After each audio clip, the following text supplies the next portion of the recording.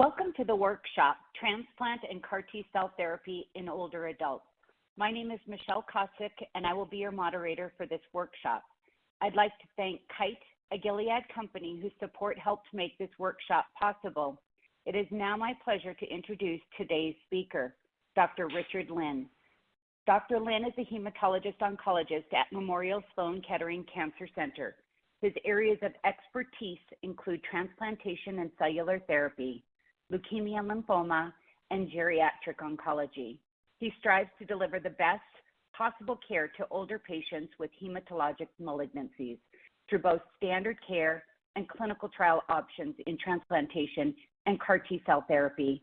Please join me in welcoming Dr. Lynn. Hello, everyone. I want to first thank the organizer for giving me the opportunity to discuss with you about transplant and CAR T-cell therapy for older adults. My goal today is to demystify a little bit about the age and what we can do to help an older patient going through the transplant and cellular therapy. I'm a consultant for Kite, but I will not discuss specific products from Kite. I also serve on the Independent Adjunction Committee for Priosera. Today, we'll start by discussing the age limit for transplant cellular therapy and what is the age as a number versus biological age that's measured by clinical tools. We'll specifically discuss health issues and comorbidities that may preclude an older adult from transplant and cellular therapy. We'll specifically discuss outcomes of transplant and CAR T therapy for older patients compared to non-intensive therapies, as well as comparison to younger patients. Lastly, we'll focus on strategies some transplant and CAR T-cell programs are using to attend to the need of older adults, which I think is going to be especially important because it's going to be used both prior to as well as following the treatment. Here's the presentation overview. We'll first describe the demographic of older patients with blood cancers. We'll describe older patient outcomes. We'll specifically discuss several principles, geriatric principles of care. And then we'll focus on this very essential tool called the geriatric assessment and how it is used in transplant and cellular therapy for older patients. More importantly, how we use geriatric assessment to guide management of optimization for older patients. I'll conclude by briefly mentioning the various challenges facing us. So in this table, I list all major blood cancers, their median age of onset, and the role of transplant and sometimes cellular therapy. As you can see from here, for AML, CLL, and myelodysplastic syndromes, those are the diseases where allogeneic transplant is the only curative therapy. However, as you can see from here, the median age onset for those diseases are all in late 60s and early 70s. So the majority of the patients to be considered for allogeneic transplant are actually older patients. And the similar findings are applicable to non-Hodgkin's lymphoma and multiple myeloma, which have a similar age of median age of onset of late 60s and early 70s. In the case of non-Hodgkin's lymphoma, autologous transplant traditionally has been considered a curative therapy for relapsed Hodgkin's lymphoma. Now, with the advent of CAR T-cell therapy, it's becoming the standard of care for patients with relapsed or refractory non-Hodgkin's lymphoma, and it provides definitely curative potential for many patients.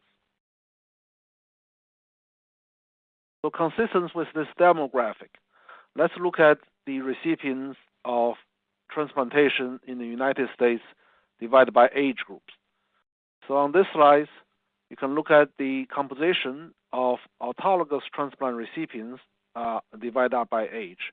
As you can see here, by 2019, more than 1/3 of patients are over the age of 65 years old. And similar findings is also seen in the recipients of allogeneic transplantation in the United States. On this slide, by year 2019, over a quarter of allogeneic transplant recipients are over the age of 65. This number is even increasing during the COVID pandemic. And I have the most recent number, which is not shown in this slide. In the year 2022, close to 30% of the allogeneic transplant recipients are over the age of 65. In this slide, we divide age by decades. So it's a slightly different presentation. As you can see, in year 2019, over 10% of allogeneic transplant recipients are over the age of 70 years old. I can say that the highest age limit for allogeneic transplant recipients in the United States is about age of 81 years old. In our center, it's about age of 80. So with the increasing recipient age among transplant recipients, we're invariably facing a lot of challenges to care for those patients. So in this illustration and the list, I want to highlight important considerations for older cancer patients. On the left-hand side, you can see that many older cancer patients have comorbidities, means they have medical problems such as heart disease, diabetes, COPD, renal disease. Those are the comorbidities that may affect their outcomes for transplantation or their eligibility to be even considered for transplant and cellular therapy, which is a high-risk, high-intensity treatment modality. Many older patients also have functional impairments, which we'll explain a little bit later. They could have difficulty walking. They may use assistant device. They may also have cognitive impairments, have early signs of Alzheimer's disease. They will have impaired nutritional status and sarcopenia, which is a loss of muscle mass. Many older patients also take many medications. They could use what we call potentially inappropriate medications, which are a group of medications that are high risk in older patients. Some of them are benzodiazepines and opioid pain medications. So all of those things could contribute what we call the frailty phenotype for an older cancer patient. We'll explain a little bit later about what the frailty phenotype actually means. On the right-hand side, we also highlight the difficulties of older patients receiving cancer treatment. Many of them have a barrier to access to high-intensity treatments such as CAR-T or transplant. Many of those patients also have much higher risk of disease than younger patients, thus their response rates may be lower. Many older patients have increased susceptibility to regimen-related side effects, and many of them could develop what we call the geriatric syndromes, which are falls, sundownings, incontinence following the treatment. Moreover, older patients often have older caregivers. They often have suboptimal social supports. Now, all of them contribute to the difficulty and the challenges facing an older cancer patient, especially when it comes to high-intensity, high-risk procedures such as transplant or CAR-T cell therapy. We're going to go back to this slide a little bit later. So here, what I want to highlight is a unique aspect of transplant and cellular therapy in older patients. So this is a study looking at a group of older patients with AML from age of 60 to 75 years old. A group of them went on to receive transplant, that's in the top red line, and another group of patients who did not receive transplant but continued on their chemotherapy. As you can see here, over the time course of 5 years, this older group of patients who received the transplant, they did better in terms of 5-year survival than the patients who did not receive transplant. However, what I want to focus is on this area of the curve I circled. This is in the first year after their randomization, either to transplant or the chemotherapy. What is surprising here is that the curve actually is in favor of the patient who did not receive transplant, who continued on the chemotherapy. They seem to survive even better than the patient who would not receive the transplant. So why is it? So this is where we're going to discuss a lot during this talk, is that in the first year after the transplant, for the older patient, this is especially a vulnerable period where a lot of patients could die. A lot of older patients die in the first year post-transplant because of the complication from transplant or because the vulnerability of their health were not addressed adequately before the transplant. That's why they suffer the complication. So this highlights the importance for clinicians and patients to form a partnership to, one, identify the vulnerability and the difficulties of older patients prior to transplant so that they can be appropriately decided on whether they should go to transplant or CAR T-cell therapy at all. And the second, again, was this partnership between the physicians and the patients to decide what will be the optimal strategies to optimize the patient both prior to the treatment as well as in the first year following the treatment so that the patient do not suffer these complications so that they can reap the rewards of survival benefit in the later years. So this is the important concept we'll circle back on later. In the next slide, this is a different group of patients. This is a group of older patients in a similar group, but with a myelodysplastic syndrome. But it's a similar type of studies. This time there are two studies.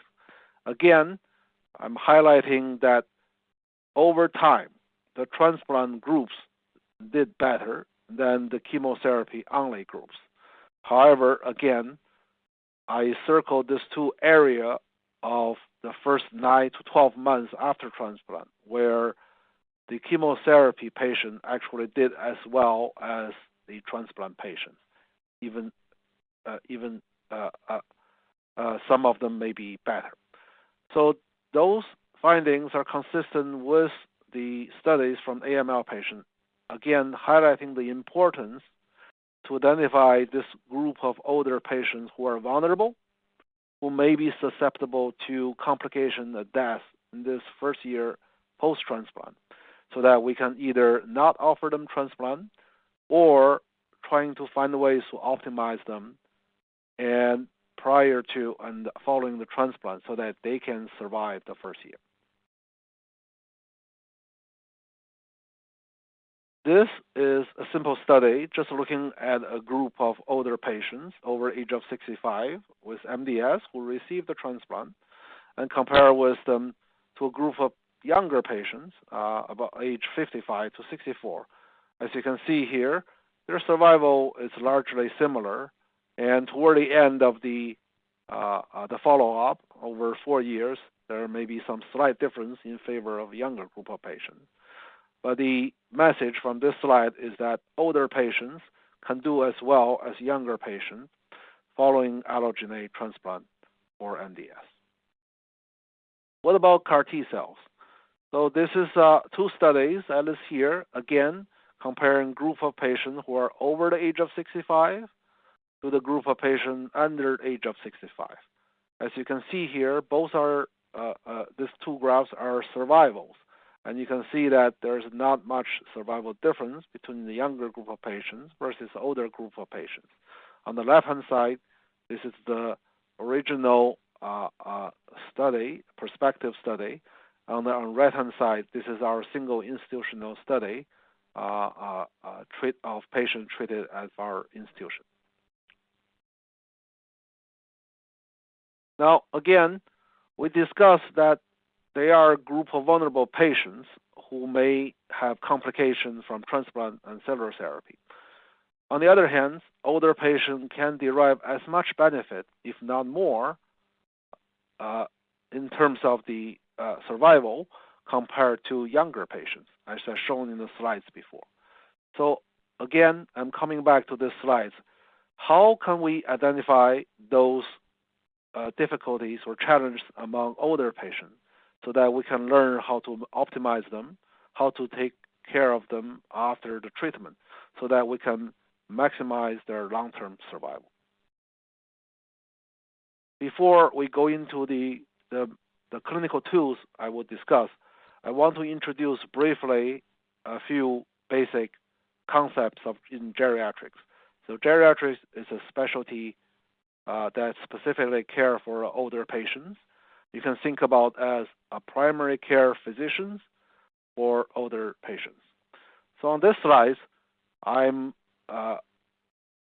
describing the life expectancy of the U.S. population. This is the data of the life table from the United States Census of 2017. What I want you to highlight is that for among each age group of older adults, there's actually, even though they can be 70 years old, I'm using this example, a 70-year-old woman, there's actually three group of older adults within this age of 70. One group of older adults is what we consider fit, robust. You can think about those marathoners, those people who have almost no medical problems, have taken no medications, and this comprises 25% of the population, and they are expected, or their life expectancy is over 22 years old, over 22 years, even at the age of 70. So this is a group, what we call the fit and robust. And then on the other hand, there's another 25% of the patients who we consider frail or sick. So this is a group of older adults who have a lot of medical problems, who could have been very sedentary and not eating very healthy, and this group of older adults will have much lower life expectancy compared to the fit, robust group of older adults. And then you have the middle group, what we call the average or vulnerable. You can think about maybe they have some minor medical problems, and they may not exercise every day, but they generally live a reasonable quality of life. So this is actually the majority of older patient population. So the reason I'm highlighting these three groups is that I want you to think about within a single age number, there's this three group of older adults that we want to find ways to identify which group the patient belongs and whether there are ways we can do to remedy their deficit. So this is the concept of life expectancy and the vulnerability among same age group of older adults. So the second concept, which is relatively a clinical origin, are that we tend to think about diseases in an older patient is somewhat different than a younger patient.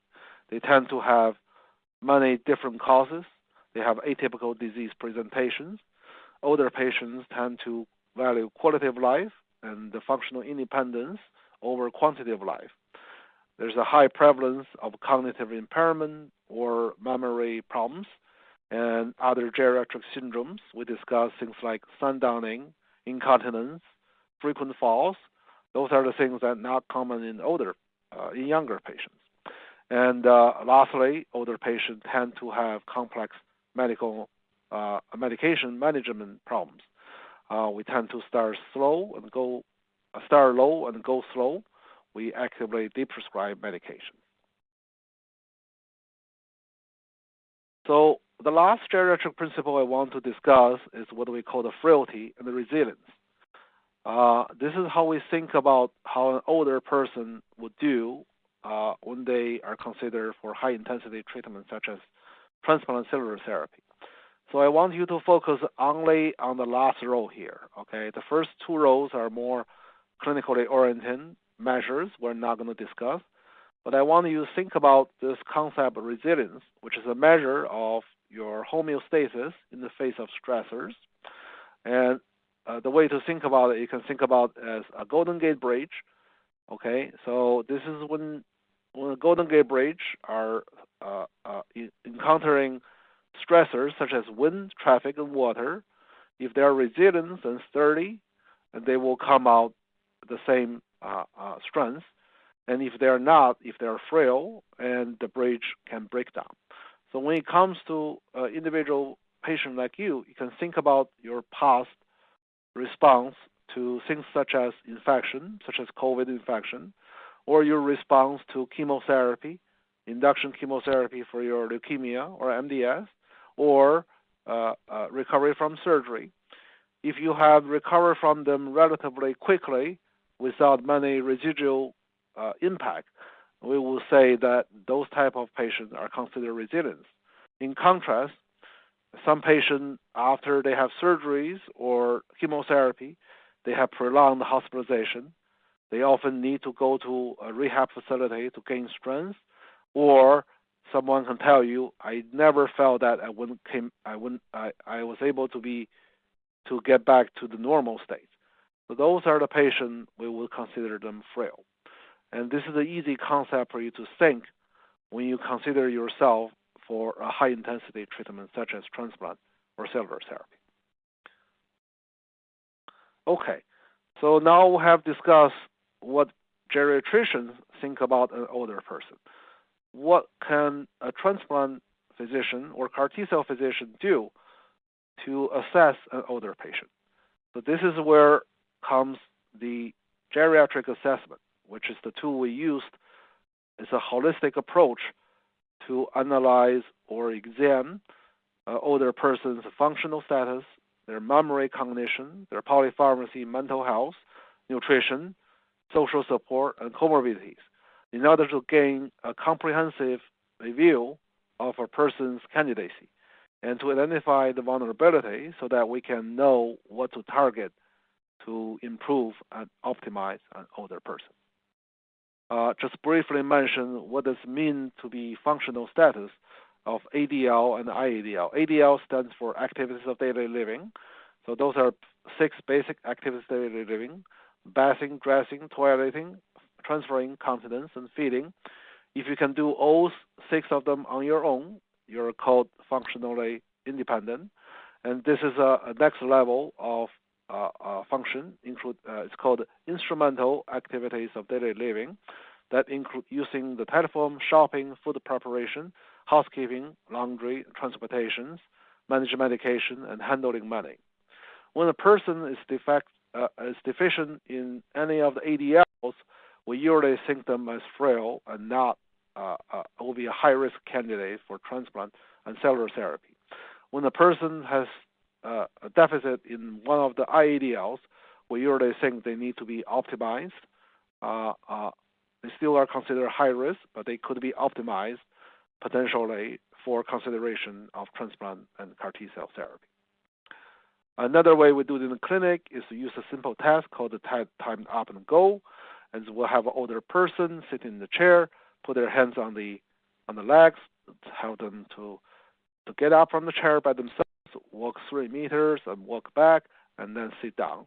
We call them fit if they take less than 10 seconds, vulnerable if they take 10 to 20 seconds or more than 20 seconds, we call them frail.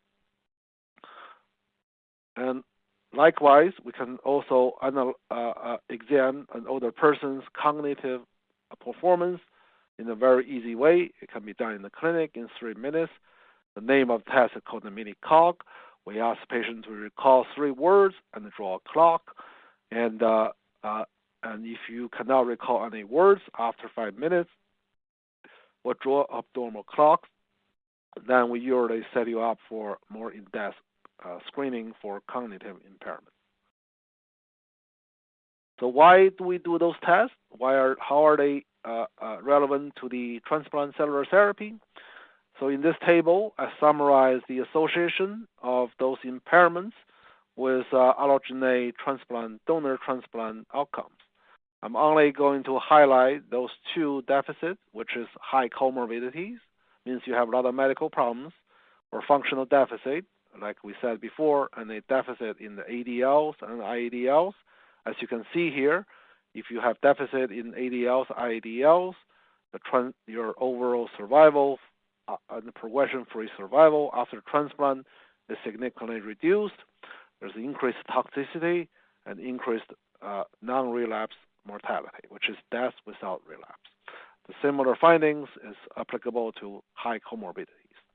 So those geriatric deficits we identified actually are important for transplant outcomes. So the next question becomes, what we can do about them if we identify them?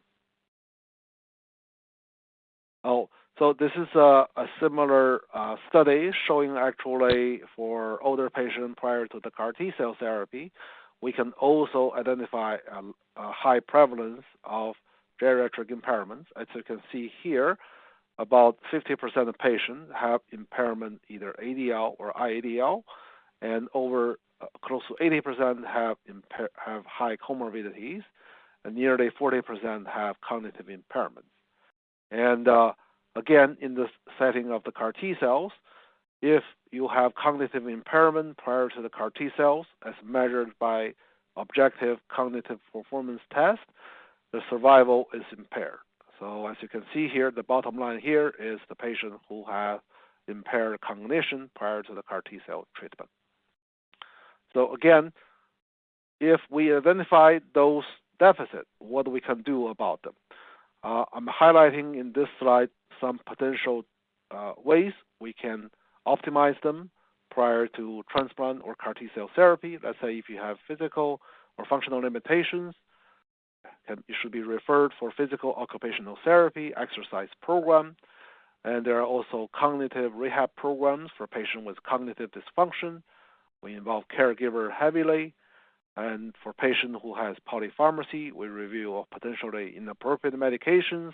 We actively deprescribe, and the similar things can be done for patients who have nutritional deficit, issues with mental health, or lack of social support.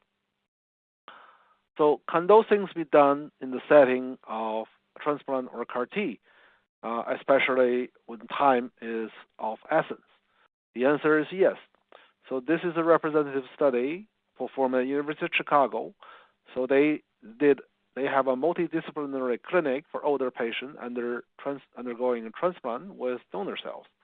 So what they have done is that once they determine an older patient has geriatric deficit using the surveys and performance tests, they design an individualized multidisciplinary transplant optimization program involving physical therapy, involving the geriatricians, nutritionists, social work, and they perform this tailored intervention called the tailored optimization over the course of 6 to 12 weeks.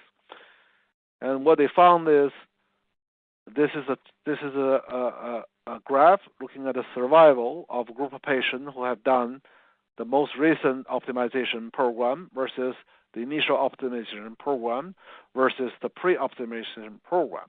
So they found that patients who have recently completed the modern optimization program has the best overall survival and the lowest non-relapse mortality. So this suggests that this is doable, that we can optimize an older person prior to transplant in order to maximize their chance for survival. If you recall, we know that in the first 1 year after transplant, those older patients is at especially increased risk of death.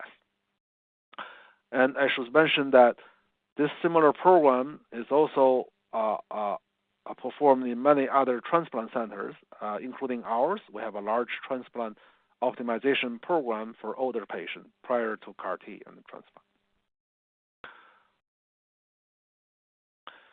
So just briefly mention, if an older person develops geriatric syndromes such as delirium or fall after the transplant, they will have reduced survival, which is not surprising, as you can show from this study. So since geriatric assessment is so important, why don't we perform this in every single center in the United States? The answer is there are still many barriers to use geriatric assessment, both from the physician as well as from support staff perspective. As you can see from this slide, there are many potential barriers, such as uncertainty about which assessment tools to use, lack of training, lack of support, lack of time. So which is why this type of comprehensive assessment and optimization is only performed in certain large transplant centers. Lastly, I want to spend the last couple of minutes to mention the impact of transplant and CAR T-cell therapy on an older person's quality of life. So in this schematic presentation, I illustrate the recovery and quality of life after the transplant, from the time of transplant all the way to recovery and reintegration.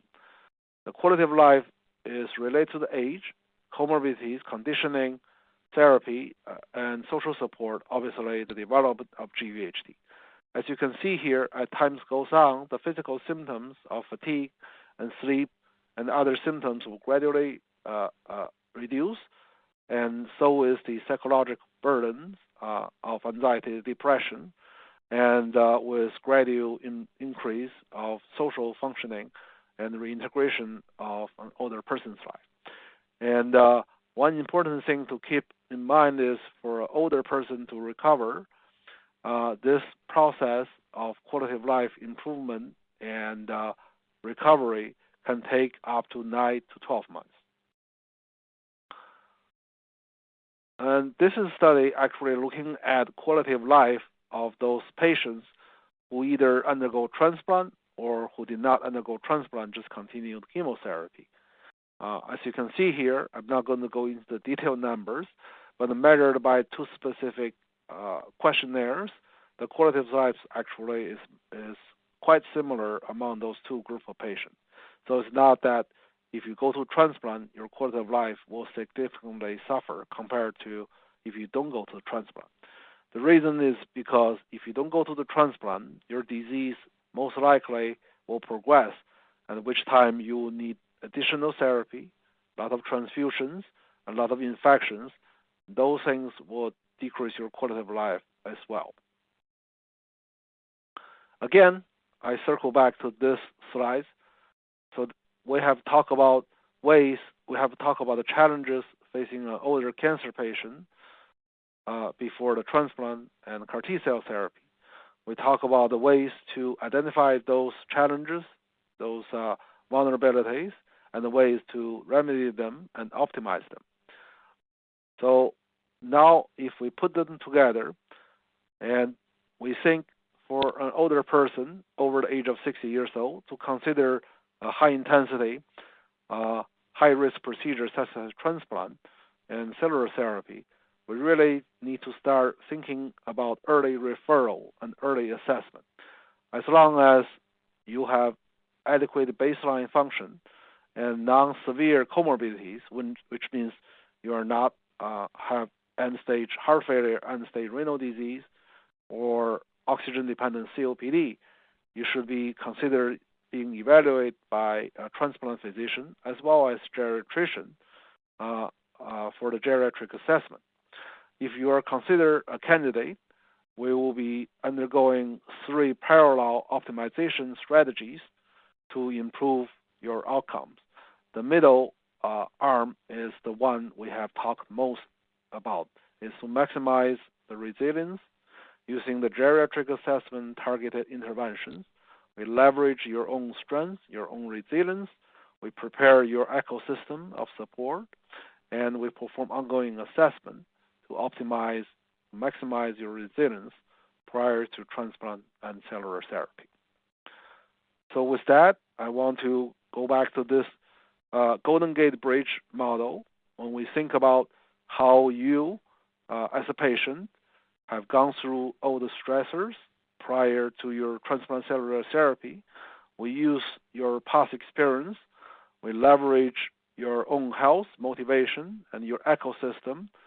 We optimize your disease treatment and transplant platform so that we can balance the stress and the resilience so that the Golden Gate Bridge will maintain its integrity after the transplant and cellular therapy. And this is something we do continuously from prior to the treatment all the way to 1 to 2 years after the transplant and cellular therapy. With that, I want to stop here and thank you all for the attention and happy to take any questions. And again, if we don't have time to go through all the questions, please feel free to email me directly. I can answer through email as well. Thank you. Thank you, Dr. Lin. What an excellent presentation. We will now begin the question and answer session. If you have a question for Dr. Lin, please go ahead and use the chat box on the left side of the screen to submit your question. We will answer as many questions as possible. Our first question is, how are you defining polypharmacy, Dr. Lin? So, excellent question. So the polypharmacy is usually defined in the older patient who has taken 5 more medications. And those medications should be your standing medications, not as needed medications or urban medications. Studies have found that if patients have taken more than 5 medications, they usually have issues with drug-to-drug interactions during the transplant cellular therapies that may affect their treatment outcomes and increase their side effects. So we look at the medication list very closely to make sure they're all essential medications. We actively deprescribe non-essential medications with the consultation of your primary physicians or specialty physicians. Terrific. There's several of our viewers that are asking questions about caregiver support. I'll read one specifically that says, do you recommend an older patient for CAR T-cell therapy or stem cell transplant if a patient does not have a 24/7 caregiver at home after the procedure is performed? So thank you. This is an excellent question. Many older patients, like I discussed, sometimes have older caregivers and suboptimal social support system. What we usually recommend with the help of our social worker is to identify resources, not just from the family perspective, but also from friends, extended families, and local community supports, and sometimes hired caregivers. VNS service offers hired caregivers, especially to older patients. And also keep in mind the caregiver support for 24/7 is only applicable for 100 days post-stem cell transplant. And the first 30 days is usually in the hospital.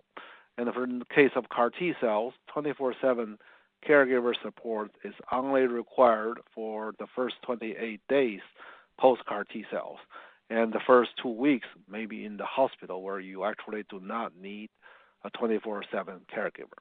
So it's mostly the caregiver requirement that is temporary and could be managed by a team approach. Wonderful. There's so many good questions here. Is there data on what the risks are for secondary cancers in patients who have had successful CAR T treatment? So excellent. So this is not an age-specific question, but there is a risk of secondary malignancy, mostly in the case of secondary myeloid neoplasia, such as MDS or AML. The percentage is not very high, somewhere between 1 to 3% over the course of next 5 to 10 years. They usually happen with patients who already have issues with their bone marrow prior to the CAR T cell treatment. We do not have 20, 30 years of data because, as you can imagine, the CAR T cell has not had that long term of existence yet. Is there an app that you're aware of, Dr. Lin, that could improve cognitive impairment? So that actually is an area of active research. We do not have a validated tool or validated treatment that can improve cognitive performance in a short period of time prior to either CAR T or stem cell transplant. So the most important issue is to identify those deficits early and to do extensive rehab and preventive programs in the hospital, as well as post treatment. The example is that those patients would have a higher risk to develop sundowning or delirium during their hospitalization. And so those patients will be prioritized, at least in our hospital, to be getting a larger room with a window facing the street, and with also frequent caregiver orientation and a cognitive rehabilitation program during the hospitalization. And the other aspect is once the cognitive impairment is recognized, the caregiver will need to take on a more active role in terms of helping the patient with some cognitive impairment to identify their period of confusions and to alert the clinical teams. So those are the things that we can do now, but we do not have a magic medication or treatment at this time to reverse the cognitive impairment. Dr. Lin, what is the longevity for our CAR T after you successfully get that infusion? So that's actually a very good question as well. It's not specific to the older patient, but in generally speaking, for a patient with lymphoma, and about a third of patients who receive a CAR T will remain in long-term durable remission. The long-term means actually 5-10 years that without disease recurrence and without any additional treatment. So for lymphoma especially, the CAR T is curative in a subset of patients. Right now, this subset of patients is about 1/3. We're working on many different ways to try to improve this number. Terrific. Can you address the need for donated IVIG plasma transfusions post-CAR T cell treatment for older patients with the low IgG? Yeah, so this question also, again, is not completely specific to older patients, but older patient is at a little bit higher risk. The reason is because the CAR T cells deplete the B cells in the body, and without B cells, and you cannot produce immunoglobulins. And immunoglobulins can last a few months in patients, and that's why periodically after CAR T cells, you will need immunoglobulin replacement. Most frequently is about once a month. They help you fight infections if they're very low, or if you have frequent infections. The B cell will start to come back about 1 year after CAR T cell treatment, and hopefully by that time you will not need immunoglobulin replacement. Thank you. Can you suggest how best, or do you have advice for our caregivers, especially in the first 3 months after CAR T cell therapy? I think the CAR T cell therapy compared to the transplant is a little bit less intense, and the recovery is much faster. Usually after the 28 days after the CAR T cell treatment, patient can return to their home, and they can be as almost back to normal. And many of our patients can start working as well. So I will say the caregiver impact for the first 3 months is mostly concentrated in the first few weeks, because after the first 1 to 2 months, the caregiver requirement is much lower. And one thing, again, as I highlighted in the slide, is the cognitive impairment is a new findings as relevant to CAR T cell outcomes. So the caregiver will need to pay more attention to the cognitive ability of a patient post CAR T cell treatment. Terrific. This is a great question, and it comes up often in our practice as well.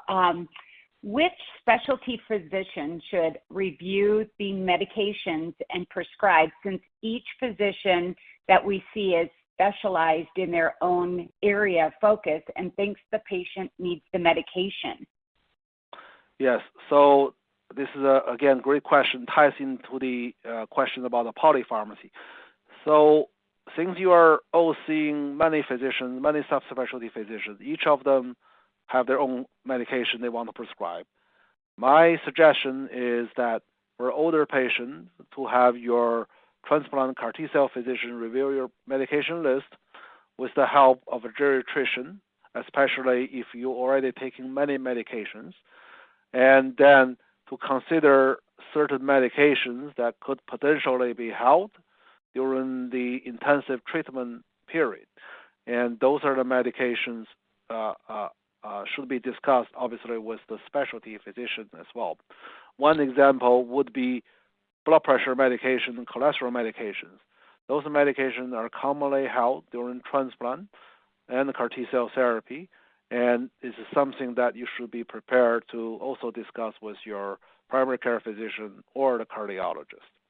But start with the transplant and CAR T-cell physician and the geriatrician to review your medication list. Terrific advice. This one's specific to a viewer. I am a 67-year-old, very fit female with no comorbidities, status post stem cell transplant for solitary primary brain type B anaplastic non-Hodgkin's lymphoma 3 years ago.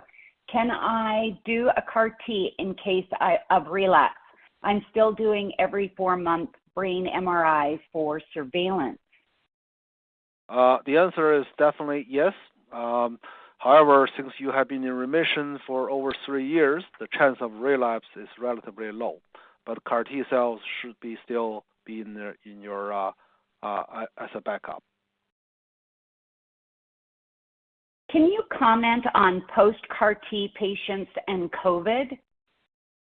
So this actually ties into the question about the IVIG.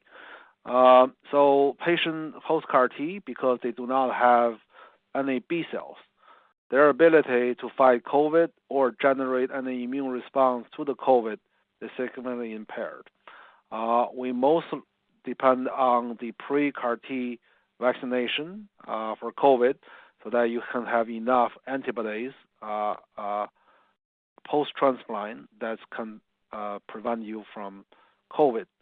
And the COVID revaccination for CAR T-cell patients usually starts at around 6 months mark. And in terms of the risk, yes, they will have. They are at the increased risk for COVID infections post-CAR T. Thank you. Are you aware of any research with patients with CMML or chronic myelomonocytic leukemia? The CMML, we treated it sometimes similar to patients with MDS. And in situations like this, if they are considered higher risk category and their treatment curative option is allogeneic transplant. And we usually consider in the same group as patients with MDS. So all MDS-related research would be relevant to patients with CML. Dr. Lin, do you have any vaccination recommendations for patients status post-CAR T? We know that our stem cell transplant patients need to be revaccinated. Are you seeing any similarities with CAR T cell therapy? Yes, correct. So our standard of care right now is revaccinate everyone post-CAR T at the 1 year mark. That including all the childhood vaccinations that you would receive as a stem cell transplant recipient. For COVID vaccinations, we can start as early as 6 to 9 months. Thank you. That's great advice. Another one of our viewers asked if there are unique CAR T issues with older patients. So the unique issue applicable to CAR T cell patients are cognitive issues. So like I showed you on the slides before, patients who have cognitive impairment prior to the CAR T has definitely worse survival. And so this is something new as relevant to the older patients. And there's also emerging data, which I didn't show on my slide, is that for patients who have functional impairment, as measured by either they have reduced ability to mobilize, or if they are dependent on assistant device in terms of their mobility, or if they are requiring help in terms of their ADLs and IADLs, those patients have increased risk to develop CRS or ICANS. So the CRS is the specific CAR T specific side effect called the cytokine release syndrome, and ICANS is also the neurotoxicity specific to the CAR T cell therapy. So as you can see here, similar to the transplant, cognitive impairment as well as functional impairments are associated with the toxicity as well as survival of CAR T cell therapy. We are still in the early stage of identifying approach to address those deficits for CAR T cell therapy. So stay tuned for new research in this area.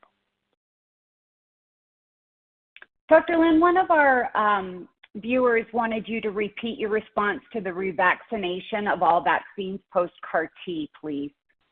Okay. So at 1 year post-CAR T cell therapy, if your blood count is normal and you are otherwise healthy, you will be getting all the childhood vaccines back in series of usually in 3 series. So all the childhood vaccination will be repeated around 1 year mark. And COVID vaccination can be started earlier, around 6 to 9 months mark. Terrific. Is there a curative option for myelofibrosis? Is CAR T cell therapy an option for multiple fibrosis after a stem cell transplant? So the only curative options right now for myelofibrosis is allogeneic transplantation. However, there are also many available new drugs for myelofibrosis these days. Many of those drugs can keep the patient in remission for actually many years with acceptable quality of life. And this actually goes back to my initial discussion with you, is that there will be certain older patients who will not be candidates for transplant. And there's also a group of older patients who chose not to proceed transplant, even though they are considered a curative option. This is a very apparent, actually, or applicable to the patient with myelofibrosis, because they are drugs that potentially can keep them alive with reasonable quality of life for many, many years, even though they're not curative. In terms of the CAR T cell treatment for myelofibrosis, right now the CAR T cell success is only limited to the lymphoma and ALL and some cases of myeloma. It has not been shown to be successful yet for patients with myeloid malignancy, myeloid blood cancer, such as AML, MDS, or myelofibrosis. Thank you. Are you, in your practice, seeing cognitive issues 6 to 9 months post-CAR T cell therapy? So this is an excellent question. We actually are conducting a prospective study looking at cognitive impairment or cognitive recovery post-CAR T cell therapy. I can say that from our initial experience and some of the research data, by 9 months to a year, or even some patients earlier, like by 6 months, there is no cognitive impairment or no evidence of cognitive decline after CAR T cell therapy if the CAR T cell therapy is successful. If the lymphoma has relapsed, then obviously you will be needing to receive many different therapies. Then the cognitive issue will be related to the subsequent treatment.